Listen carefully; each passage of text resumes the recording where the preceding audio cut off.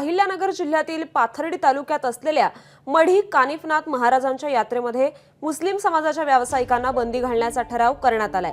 पारंपरिक पद्धतीनुसार महिनाभरापूर्वी देवाला तेल लावलेलं असतं आणि हा कालावधी ग्रामस्थांच्या दृष्टिकोनातून दुखवट्याचा असतो। या कालावधीमध्ये ग्रामस्थ तेलातील तळलेले पदार्थ खात नाहीत, पलंग गादी वापरत नाहीत। मात्र इथे येणारे मुस्लिम व्यापारी परंपरा पाळत नाहीत, त्यामुळे गावकऱ्यांच्या भावनेला ठेच पोहोचत असल्यानं ग्रामस्थांनी हा ठराव करत 1 महिन्यावर येऊन ठेपलेल्या यात्रेत मुस्लिम व्यावसायिकांना बंदी घालण्यात आली आहे।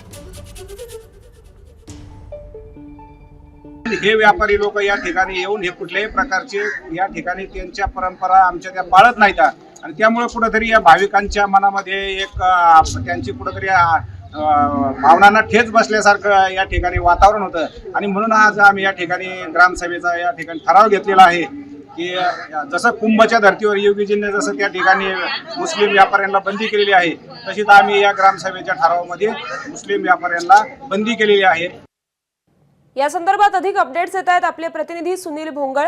सुनील, नेमकं ही यात्रा काय असते आणि गावकऱ्यांचं म्हणणं नेमकं काय आहे? नक्कीच आपण जर बघितलं तर अहिल्यानगरच्या मढीला जर बघितलं तर भटक्यांची पंढरी असं म्हणून संबोधलं जातं आणि होळीपासून ते मढी जवळपास गुढीपाडव्यापर्यंत ही यात्रा जी आहे मढीची ती होत असते आणि या यात्रेच्या दरम्यान देवाला जे आहे तेल लावलं जातं समाधीला आणि त्या काळामध्ये गावामध्ये दुखवटा पाळण्याची परंपरा आहे। त्या काळामध्ये तेलकट तुपकट पदार्थ जे आहेत ते खाल्ले जाते। एकूणच जर बघितलं तर उत्साह जो आहे उत्सव हा साजरा केला जात नाही किंवा आनंद हा व्यक्त केला जात नाही, दुखवट्याचा काळ तो असतो आणि त्या काळामध्ये काही विशिष्ट समाजाचे जे व्यापारी आहेत तर ते त्या ठिकाणी येतात आणि पदार्थ तळतात। उदाहरणार्थ त्या ठिकाणचे खाऊचे असतील किंवा इतर जे खाद्यपदार्थ आहेत तर ते तळले जातात आणि ते विकले जातात।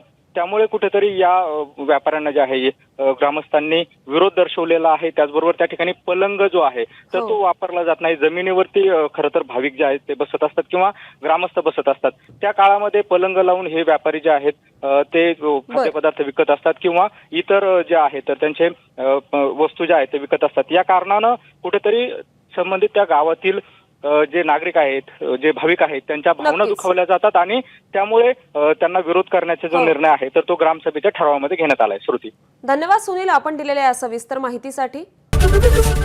एबीपी माझा, उघडा डोळे बघा नीट।